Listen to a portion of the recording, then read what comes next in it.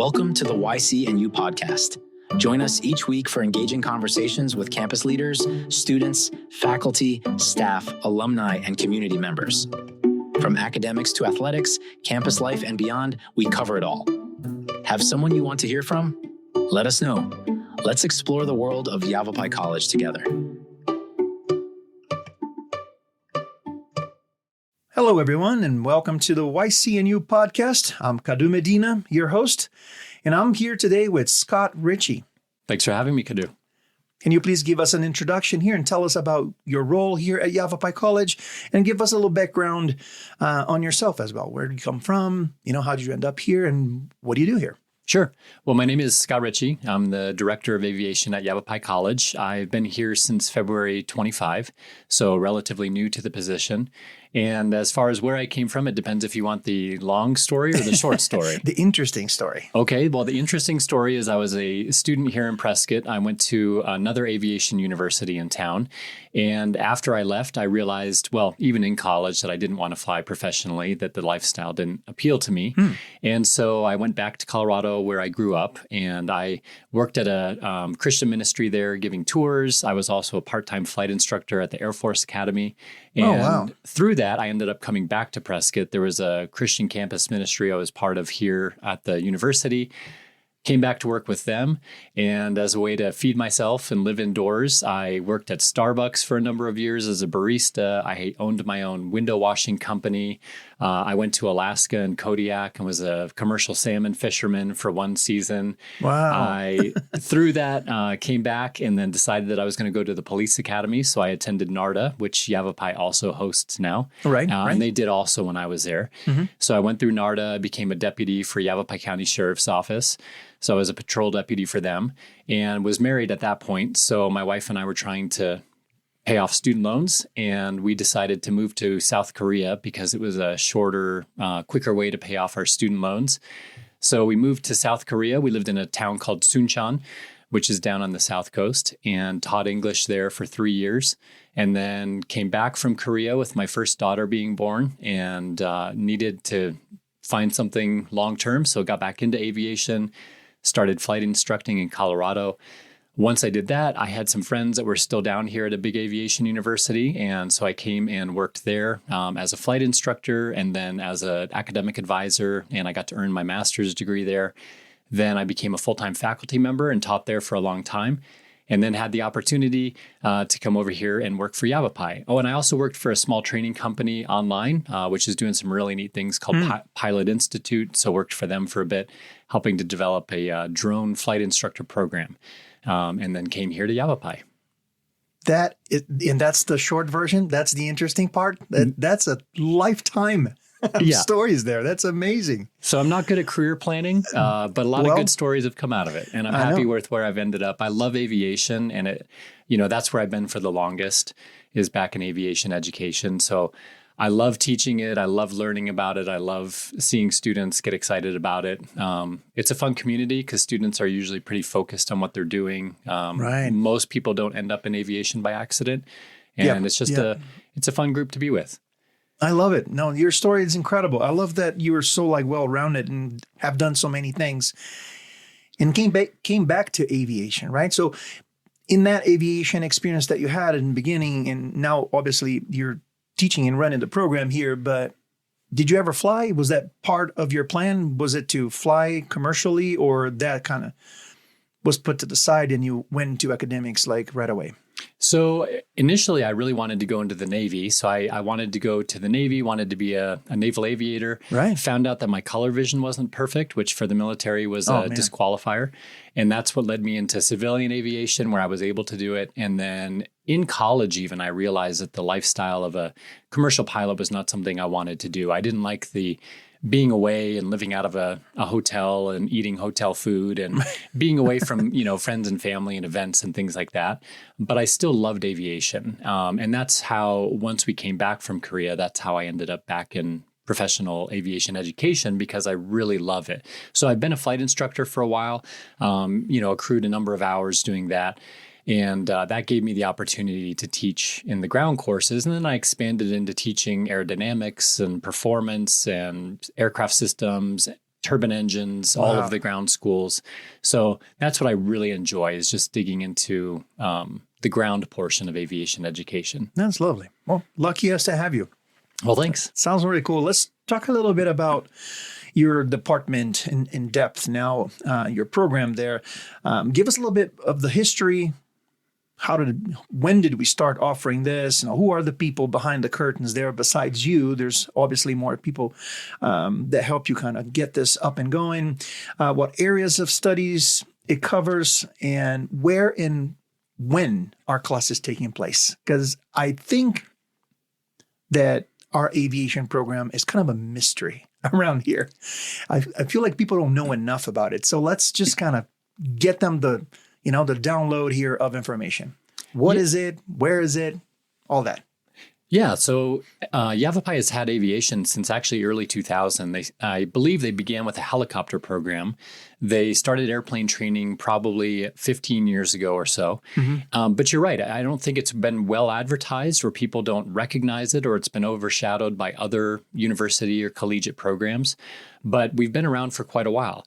And there's that too. Sorry to interrupt you, but this is a big industry here for us, right? Like we know that there's like a university here that is really prominent. We have private schools everywhere. There's an airport. There's like supply and, businesses around here that supply this industry. So yeah, we're in the middle of it, and yet not well known. Correct. And I couldn't answer why that's been, but the common response in many people is, oh, I didn't know you had an aviation program. Right. So we have three facets to the Department of Aviation. We've got airplane flight training, we have air traffic control, and we also have unmanned aircraft systems. So all three of them are really thriving industries. We know that aviation follows the market. So as the market turns up and down, obviously things fluctuate. But unmanned aircraft, the industry is growing like crazy. You weren't talking drones. Correct. Okay. Air traffic control there's a tremendous need for that right now. There's a huge push for more controllers. Yes. And then, of course, right now for being a pilot has been a good hiring time for quite a while. And so with that, we have right now just two of us who are working full-time. So Zach Chamberlain and I are the two who are building it full-time. Right. And it's had a bit of a reset the last year. We had a training partner where the business closed. And so now we had to switch to a new training partner last fall. And so that caused a downturn in the student enrollment overall. Mm-hmm. And so we resought VA approval, because having veterans in our program is a really important part of our program. So we reapplied with help from people like Scott Nardo and the Veterans Affairs Office, who helped apply for that. We got the VA funding back, which is great. So now veterans can once again use their benefits to pay for flight training. And then the ATC, we're going to continue to grow that. We're working on getting what's called the Enhanced Air Traffic Control Collegiate Training Initiative approval. And so that'll be a little bit of a process. But what that's going to allow us to do is students will be able to come to Yavapai College. They'll be able to complete their required courses and then go directly into either the FAA or into a what's called a contract tower. There are companies that contract, and they can go directly into that. So it's going to be a really incredible gateway program for students to come even just out of high school through air traffic control courses and right into a job in a really lucrative market and something that they could do for long term.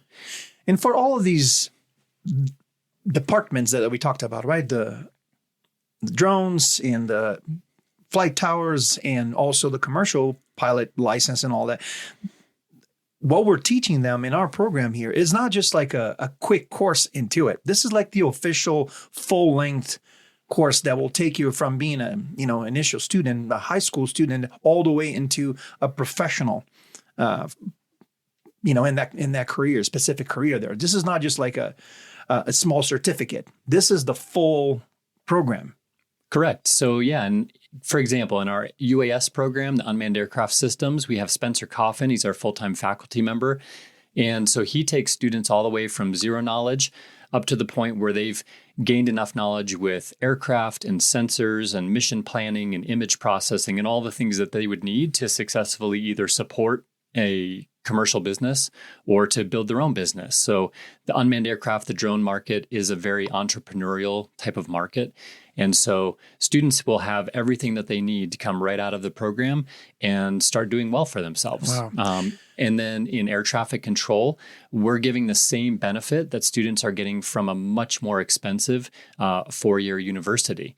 And so that's what's so powerful and poignant about it is we can take the program and give the student exactly what they need to go right into the job market and start earning a livable income and doing well for themselves. Same thing with aviation. We take them from zero private pilot all the way up through their flight instructor rating. And they're prepared now to go begin building hours to be a flight instructor, and then eventually to take those next steps into professional long-term commercial aviation. And the powerful thing about our programs, again, is that Yavapai has such a student-centered focus that we have worked really hard to boil the programs down to the things that are essential and helpful and necessary for them to start their career, without all of the increased cost that goes along with that. Let's go deeper into that because I know there's more to it. So we established here that our program stacks up against any other official, more traditional program that we might know out there, available even here in our community. There's a big university here offering. We're right up against that. Like we offer just as much, same level of quality, and what they get from us will get them to become, ready to enter the workforce. Why are we better? What are we doing that you think it's better for the students? In my opinion, I think that being somebody who's gone through a more expensive 4-year university, I've gone the hard path of paying off student debt. And what I love as a dad, as the director, is that I love encouraging students that we've done everything that we can to minimize cost and maximize impact. And so when a student comes here, what we're going to do is we're going to give them the things that they need so that they are not short in any way academically, in training, in experience, in any of that. But yet they do it in the most financially healthy way possible. Mm-hmm. And so we've done things, and some of this was done before I got here. There were other leaders within the college who laid a lot of this groundwork. But things like when a student pays for flight training at most schools, we'll pay $60 or $70 per hour for an instructor. Now, the instructor only gets about $22 to $25 per hour of that. So basically, the flight school builds in overhead. Yavapai College doesn't do that. What we pay the instructor is what we charge the student. And immediately students are saving $25 per hour, which is amazing. We are able to work because we work under the FAA, which is called Part 61. It gives us more flexibility. So when a student comes in with previous ratings, experience, training, then we can tailor their training program so that they only do the flight hours and only pay for what's absolutely necessary for them. Right. So there's not a pre-programmed curriculum necessarily that they have to complete where they have unnecessary cost. Right. They can transfer some credits. Correct. Other lessons, like for example, my son took out of high school, he took a bunch of private lessons. And obviously, like you said, they were really expensive, $150 an hour with, they included everything in there. And to complete, let's say hypothetically, if he were to complete his certification that way, it would take him hundreds of hours of flight, right? Like, like a lot of time in air, flying, and all that. So could he join this program and then bring some of those hours? I think he spent, I don't know, maybe 50 hours flying. Could he transfer some of that knowledge and that credit into the program? Absolutely. So with aviation, with flight training, there's basically 3 pieces. There are the minimums that the FAA says you must do, and all flight schools have to meet that. It's highly regulated, and no student can earn a certificate or a rating unless they meet those minimum requirements. Mm-hmm. Now, the second part of it is knowledge, and that's very much dependent upon the student because most of it, the student can just practice and study on their own, whether they have a professor, instructor or not, and that is something they can do on their own.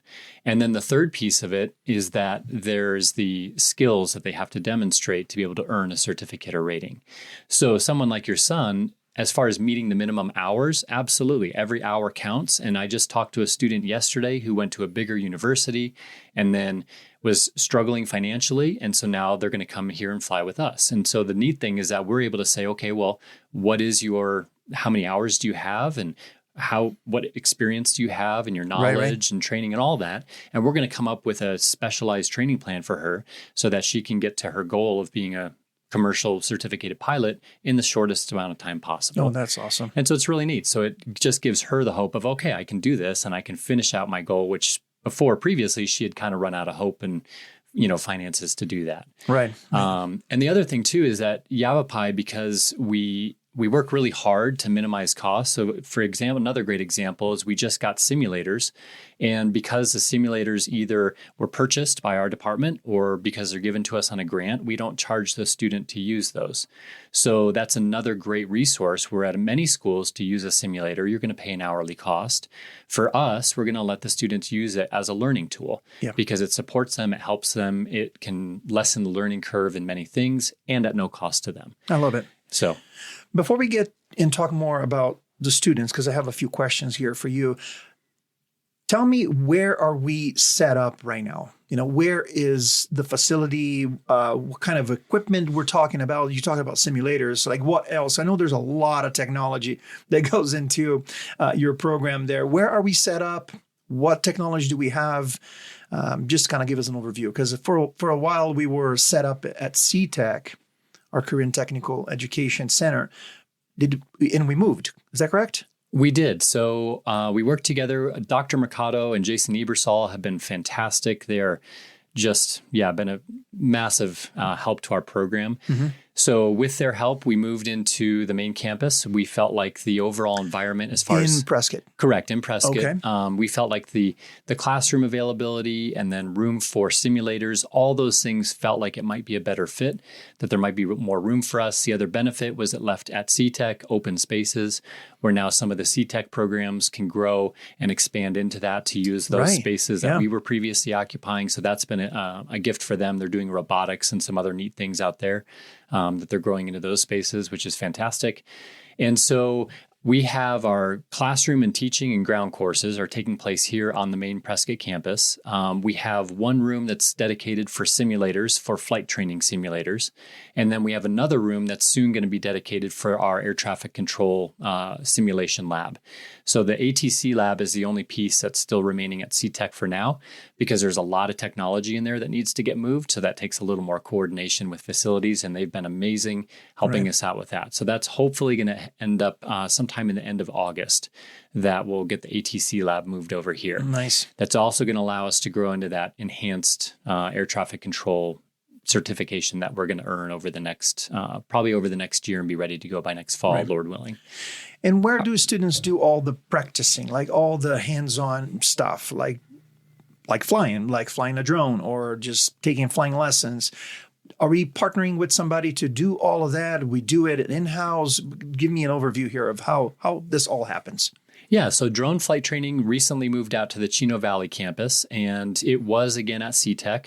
The reason we moved out to Chino Valley is because it moved it outside of the controlled Class Delta airspace around the Prescott Airport, which is a more controlled environment for flying. There's parts of that airspace that you cannot fly. There's parts of it that have limited altitudes. Totally. Yeah. It's just more challenging. And so we were in the backyard of the airport, and so you can imagine how hard that is. Yeah, right next to the runway, and that's either unsafe or illegal or both. Yep. And so we moved out to Chino Valley. So Spencer Coffin and the UAS program are out there. That gives them much more availability to do missions, to fly. There's, oh my God, yeah. There's no regulatory. Beautiful place to fly anything. It's such a wonderful campus. And as the drone market, one of the next steps we expect there is that the FAA is releasing regulation on, it's called Beyond Visual Line of Sight, but it's going to be bigger, higher, faster drones where you can fly it without seeing it.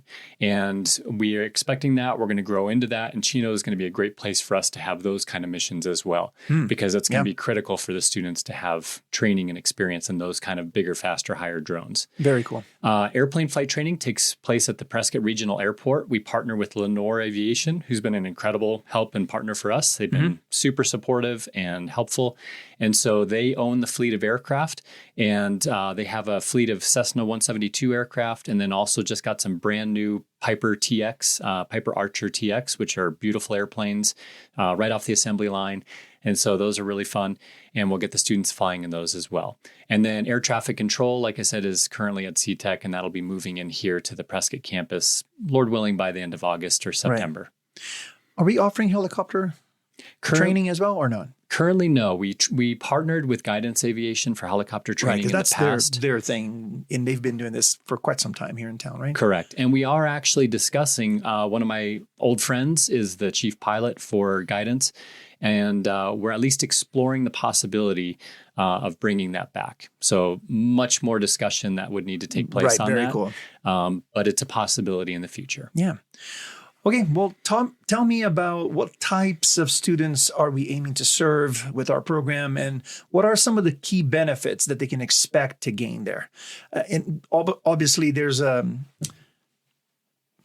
misconception, I guess, that Yavapai College students are, an age of 35 to 40. It's a little older.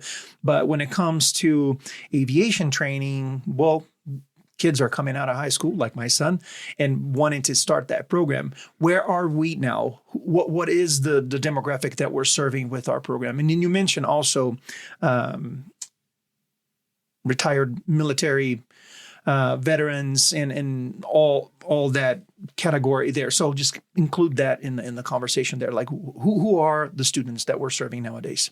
Our air traffic control students typically have been younger, and part of the reason is the FAA has an age 31 limitation. So you have to either be certificated or enter the FAA Academy before your 31st birthday. Oh, is that right? Yep. I did not know that. So that demographic tends to be younger, tends to be from high school up to maybe early 20s, because there's an expiration date on being able to get into that career field.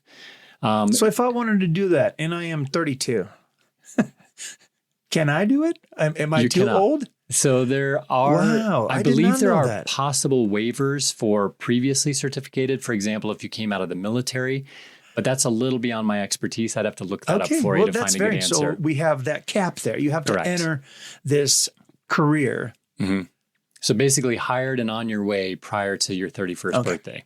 And then in the UAS industry, that's a really wide range, because we have students just out of high school who are in it, and we have those who are doing a second career. So they may be in their 60s and they've finished one career or two careers, and now this is something else that they're looking at to get into. And the great thing about the UAS industry is you can use it in so many different ways, whether it's real estate photography or construction or surveying or search and rescue. There's just so many applications for it. And so that draws a really broad range of folks who are interested in that. And then with flight training, I would say most of our students are probably between just out of high school and probably their mid-30s. Mm-hmm. Again, the path to becoming a professional pilot is, depending on the industry, can take anywhere from probably 5 to 10 years. Mm-hmm. And so people are looking ahead thinking, okay, well, where am I going to be 5 to 10 years down the road? So it would not be as common for somebody, let's say in their 50s, to come, because they know that the time that they're going to actually get to earn a living and work their way up is relatively short, because mandatory retirement is in the mid-60s, depending on the regulation and all that kind of thing. So yeah, most of our students there are probably out of high school or a lot of military veterans. And I would say most of them range between 20s and 30s coming into that. Very cool. As a matter of fact, my son, who is now 18, enlisted, and he's in boot camp right now. In fact, his plan is to come back after 5 years of serving and then use his GI Bill to go through the program. He, visited the aviation program when it was a CTAC, and actually spoke with one of the students that was, I think we were hosting an open house there, and that student did the same thing, followed the same path. So it was very inspiring to my son to hear that he could do that, and the GI Bill could kind of help with all tuitions and part of the costs there. So that is his plan. I'm sure that, do we get a lot of people out of the military kind of joining in the program with a GI Bill promise and all that? Yeah, we do. And it's such a neat opportunity for them, because they can use their GI benefits, their veteran benefits, to pay for the entirety of the program. And so from the ground academic courses to the flight training, all of that is covered. And that's unique to our program. Other schools around the country have that, but not all aviation schools have that. So again, we have another four-year university nearby that does not allow them to use their benefits to pay for flight training. And so, except for one specific circumstance. Right. Okay. But at Yavapai, any veteran can use their benefits to pay for flight training. And so that's a tremendous savings financially for them that gives them a huge leg up to go into a second career when they come out of the military. I love it. Good to know that my son actually has a good plan. Yeah, it's a great and it was plan. his idea. It wasn't even mine. Yeah. I just love that he did the research by himself. I love it. Can you share some examples of unique or standout opportunities provided by your program, such as hands-on experiences, certifications, or success stories from past participants? Things that accomplishments that maybe students that graduated, that you can share here with us. Sure. So as far as hands-on, that's one of our main goals, is to get students in and working in what they want to do immediately. So flight training begins week 1. We have students even now over the summer who have earned their private pilot certificate in a relatively short time. They worked hard at it. With UAS, we try to incorporate flight planning and mission planning and execution immediately, so that students immediately have that hands-on of planning it and figuring out how to gather and process data and images and all the things that go into that. Air traffic control is heavily simulation based, so that they're immediately gaining experience with being in the simulators, acting as a controller, and learning what that whole environment looks like.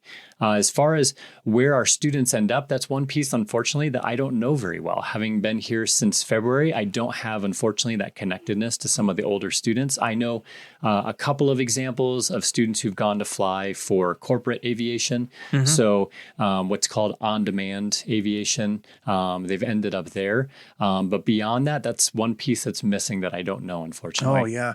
It's one thing I know about this industry is that these pilots are very connected, right? My father-in-law is a retired pilot he retired for Continental Airlines right before the incorporation into United. And he is 83 years old now and still meets with his pilot groups. There's like 4 organizations that he's part of. So I know it's an industry that is very connected. It'll be really cool for us to really try to chase down some of these stories, because I'm sure all the students that went through the program are now flying high somewhere. Yeah, and that's what I'm really excited about moving forward is, like you said, that it is such a hugely relational industry. And I know you can probably say that about many industries, but it really is interesting in aviation because it's a big community, but it's also small enough to where there's a really good chance that you're going to meet somebody else who trained in a similar area or went to a similar school or flew for a company that you did when you were first starting, whatever that is. And we always tell our students those soft skills are so important to them, of be careful with the relationships that you build and maintain, because how you present yourself now will either be a strength or a weakness for you in the future, because inevitably you will know people and you will cross paths with people again. But it is, and it's so neat. And that's the other benefit that our program offers, when you asked, was that it's a 2-year program. And so we've structured it for now that we want to encourage and challenge students to complete a certificate or rating in 1 semester. And it's a very attainable goal, and it takes hard work. And so it's a balance, because it does require a lot of work on behalf of the student. But we provide the instructors, the airplane, the knowledge, the teaching, all the things that they need to do that, if they're willing to do the back end work of the studying, the practicing, the getting up early to go for early flights before the weather turns bad, or all those things. But like I said, even this summer, we're watching students earn private pilot certificate and an instrument rating in the summer, which is a huge feat, because that's a lot of knowledge. It's a steep learning curve, and it's been amazing to watch these students rise up to that challenge and meet it. And they didn't think they could, and they had hard days where they thought, oh, I'm not doing a great job at this. And we have to remind them, no, you're like every other pilot, where you're doing a great job, and there are hard days and there are good days, and you're doing a great job. And so it's really fun, because they're all coming up, getting ready to take their check rides. And so I am really looking forward to, in the future, of knowing more of those stories, having watched them go through the program and start from ground zero and where they're going to end up. There you go. how does your program stay up to date with industry trends or community needs? And what new initiatives or offerings are you planning for the future? Yeah, great question. So one of the first things I did when I came on as the director was to build up a good advisory board. So I knew that it was going to be really important for me to be in touch with what's going on currently in the industry. And so one of the gifts of my life is I've always been blessed to know of a lot of people who are cooler than I am. And so I have airline pilots, corporate pilots, fire pilots, unmanned aircraft systems, representatives, folks who are involved in the kind of the administration, or I guess the government side of that thing. Yeah. And so people in air traffic control. And so I just tried to gather a great group of people. None of them are really directly related to Yavapai College necessarily. None of them are graduates, except for me from the NARDA program. But having their voice, their insight, their connections. And it's been great too, because if they don't know the answer, they know somebody they can get me in touch with. And so that's one of the ways. Another way, one of the flight instructors and I were both FAA safety team representatives. So that gives us a good insight and connection to the FAA as far as manned aviation and flight goes. And then beyond that, we have a lot of connection to folks in town. So whether it's my background with law enforcement and unmanned aircraft training through the Pilot Institute, or pilot connections to people in lots of different companies, lots of different friends, old students, people that I've interacted with that I can call up and talk to and ask questions and get contacts, and kind of have an in at almost a lot of different companies. That's fantastic. So some of these partnerships, collaborations that you're talking about there, they're not necessarily in the coming from the education world, right? These are not professors or teachers or instructors. You're talking about people that actually work in the aviation industry. Correct. And there's so many levels to that, because I do have two people on my advisory board who are professional flight instructors. And so they're professional educators. They've been doing it for a long time. Right. So they have a lot of insight into how to do it effectively and do it well. But beyond that, of course, it's a lot of folks where I want our students to end up. And so it's a lot of people from industry, from companies, with government contacts and relationships. Those are the kind of people, because I'm trying to build toward where I know the students are headed. That's fantastic. Which, in terms of the student experience, that just reinforces our commitment here to preparing them for the real world, right? Like, we're not just giving them a whole bunch of books and kind of cutting them loose and go like, okay, you figure this out. We are actually giving them like practical examples and instructions and education on how to do what they need to do. Yeah. And I know for me, there's various levels, because I know that when a student first gets here, I have to provide a really outstanding educational experience. And so some of the people I talk to are previous professors, educators in higher education. And so they're helping me and giving me insight and feedback on making a great educational experience. And then the next step for most of them are those entry-level positions where they're going to gain experience. They're going to move into the industry for the first time. And then eventually beyond that are the places that they're going to end up where they're building towards. So whatever their dream position looks like. And so I want to make sure that each of those steps along the path to where they want to be as a career is good. Because I know if each step is solid, then they're going to end up where they want to be, or at least have the most opportunity, the most possibility for going where they want. We touched a little bit on internships and the path to a job from here. Do we have any statistics here as far as how many of the students that are graduating through our programs here are already employed by the time they graduate? Do we have anything like that? Do we have connections with some of the aviation companies out there, so that when our students are about to graduate, they're kind of like on their way to getting a job opportunity with these companies? Do we know any?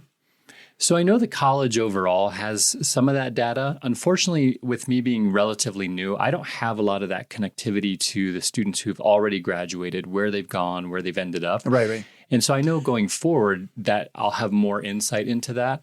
And tell me the other part of the question again. We talked about, where they're ending up, where they're going in the industry, and placement rates. But yeah, that'll be definitely something that we'll build going forward, where we're going to keep more careful track of that because I want to know. And I think, as you know, things like internships, pathway programs, gateway programs, internships are really, really valuable. And that's something I'm going to encourage our students to do because I've seen the value of a student who goes and works at United or Delta or UPS or FedEx. Because if they do a great job in an internship, then they can take that experience and that recommendation and go almost anywhere they want. And so even if those big companies are not necessarily where they want to end up long term, having their stamp of approval essentially is something that is really useful and helpful for a student. The other option for students is to do something that's called a pathway or a gateway program. Sometimes they're cadet programs, but it's basically a company like United or Delta or Endeavor. And the student goes through some sort of kind of a pre-screening process with them, and it allows them to basically pre-interview to work at this company. And then the company will say that there are certain things the student has to do and certain things the company has to do. And assuming a successful outcome with all of those, it could lead to an offer of employment in the future. Right. Sometimes those can be helpful and beneficial because it can shorten the interview process for a student down the road. Other times an internship is easier to come by, and the student can be a little more choosy because they can even come up with a custom internship of a specific company they want to go to. Right. So I don't know, in my experience, I haven't seen necessarily that one or the other has a strong benefit. My personal experience is I think I would point students more toward an internship. But if they could do both, why not? Right. Because it maximizes their chance for success. So these internships and gateways, as you called, do we have them built into our program now? Do we have opportunities like that already built in, or this is something that we're looking to build into the future here? So nothing like that has been built or established here yet. So that's one of the things I would like to do because, again, I want our students to have as many options and opportunities as possible. Wonderful. And so those different companies, they love partnering with higher education. And so those are just steps that I need to take with the program. And so we will have those in the future, but they're not established yet. Fantastic. Well, Scott, we covered a lot of bases here. Definitely learned a lot about the program. Super excited about where you at, the new things that you have coming up, you guys moving here to the Prescott campus and having a little bit more real estate here to accommodate more students and all. So are there any other highlights or updates you want to share about the program, team, students, anything coming up that we need to know? I'm just excited about the program. We have, we've, like we mentioned, kind of gone through a program restart. We've got 10 students who are doing a really great job flying over the summer. We're expecting about 30 students to be here in the fall as we scale appropriately with Lenore, our training partner. I'm bringing on a group of new flight instructors, which we're training next week. So that's going to be really exciting, getting them trained up and ready to go for providing flight instruction. We have a new faculty member, like we mentioned, coming on, which is also really exciting. She'll be starting soon and developing our ground courses and classes. We've got that new regulation with the FAA coming out for drones, which is going to allow us to do some higher, bigger, faster drone training, which is going to open up some neat opportunities for students. Working with the FAA for enhanced CTI approval for ATC. So I think there's a lot of things that are going to be neat. There's going to be a lot of stuff under construction basically for the next year. But I'm really excited as we build that out because I think, between now and fall 26, we're going to see a lot of new things take shape and come in to be a possibility that have never been here before. So it's going to be good. Looking forward to it. Scott, thank you again for sharing all this information with us. And I wish you the best. I hope that, we get to catch up again sometime soon here with news and updates on the aviation program. It's only growing. It's only taking off right now. Well, thanks, Cadu. I appreciate it. Thanks for having me here. And I'm excited as well. I appreciate you. Thank you. Thanks. Thank you for tuning in to the YCNU podcast. We hope you enjoyed our conversation today. Don't forget to follow and subscribe wherever you get your podcasts so you never miss an episode. Got someone in mind for our next chat? Reach out and let us know. Until next time, keep exploring, and we'll see you next week.